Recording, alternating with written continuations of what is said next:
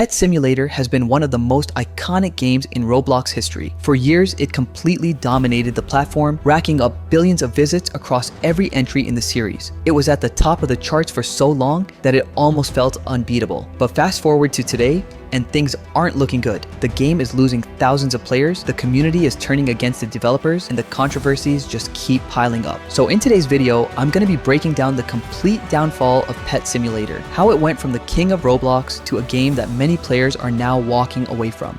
But before we get into it, if you enjoy videos like this, make sure to hit that like button and subscribe. I'm working toward 100,000 subscribers and every click seriously helps. Alright, so let's take it all the way back to April 7th, 2018. That's the day the very first Pet Simulator dropped. Back then, Roblox simulators were super popular, but Pet Simulator took the genre to another level. With a mix of easy controls and satisfying progress, it turned simple clicks into hours of non-stop grinding. People were obsessed. The game even won 2 Roblox awards in the same year it launched. Preston, the developer behind it all, became a household name in the Roblox community. He was known for being insanely good at making addicting games, and Pet Simulator was easily his biggest hit. But like all simulators, it didn't last forever. Over time, the hype died down, players moved on, and Pet Simulator slowly faded. But Preston wasn't done yet. 2 years later, he dropped Pet Simulator 2. And yeah, it was kind of a flop. It didn't have the same impact and people just weren't interested. Still, Preston didn't give up. Instead, he got back to work, trying to make the perfect simulator. And in 2021, that's when Pet Simulator X officially dropped, and it absolutely exploded. It constantly had hundreds of thousands of players, massive updates, and a ridiculous amount of in-game content. It was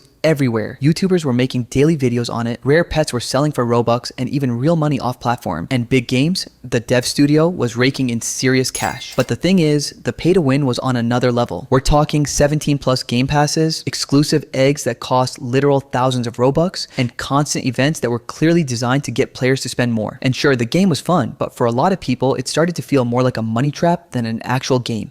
And this is where the problems really started piling up. In late 2021, Pet Simulator X did something that had never really been done on Roblox before. They dropped NFTs. Yeah, they launched these huge Pegasus pets as blockchain tokens with only 12 ever made. Players could link them to their Roblox accounts and use them in-game. And it was a complete disaster. Not only were they insanely expensive, with some selling for thousands of dollars, but it also broke Roblox's terms of service. Roblox doesn't allow users to sell items off platform for real money, and these NFTs did exactly that. The backlash was insane. Big YouTubers, developers, and regular players all started calling out the game. The hate was so loud that Preston ended up canceling the NFT project and refunded everyone who bought in, but by then, the damage was already done. It was super obvious that this wasn't about the players, it was about profit. After the NFT mess, things just kept getting worse. More creators started speaking out. One of the biggest voices was Schlep, a YouTuber who made entire videos dedicated to exposing how pay-to-win and greedy Pet Simulator had become. In November of 2023, he dropped a video called The Fall of Roblox #1 Game, and it blew up. He talked about everything from the NFT drama to how the devs were treating the community, even accusing them of sending cease and desist letters to minors. And the wildest part, a hashtag started trending. Hashtag boycott big games, because people were genuinely fed up. So how did big games respond to all of this? Well, they didn't really fix anything. Instead, they released another game, Pet Simulator 99. And to be fair, the launch was huge. The game was super polished, had cool features, and it brought a lot of players back. But the problems were still there. It was just as pay to win as before. The pay to win wasn't the only issue. Exploits quickly became a major headache for the community. People discovered gem glitches, macros, all kinds of stuff. And when players started reporting these bugs,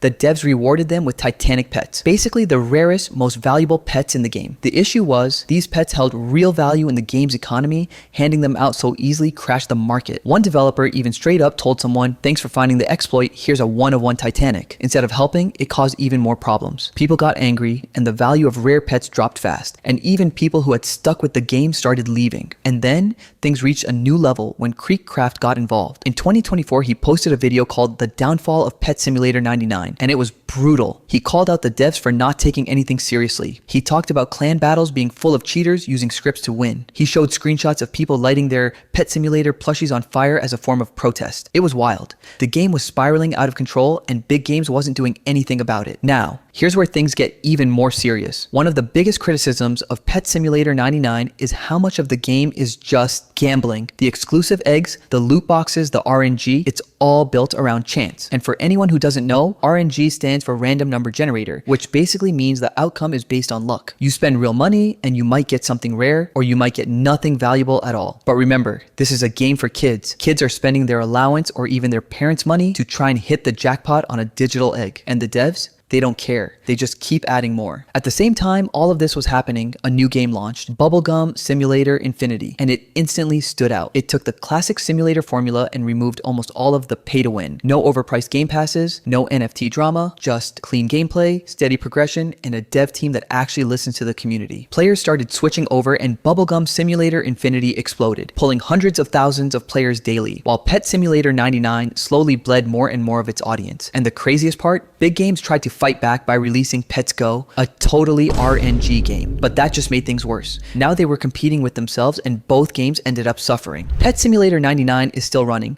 still getting updates, but the hype has faded and the community has moved on. And unless Big Games does something truly game-changing, it's hard to imagine them ever recapturing the same success they had before. Let me know what you guys think in the comments. Either way, thanks for watching. Hope you guys enjoyed the video. Don't forget to like and subscribe if you haven't already. Have an amazing day and I'll see you next time.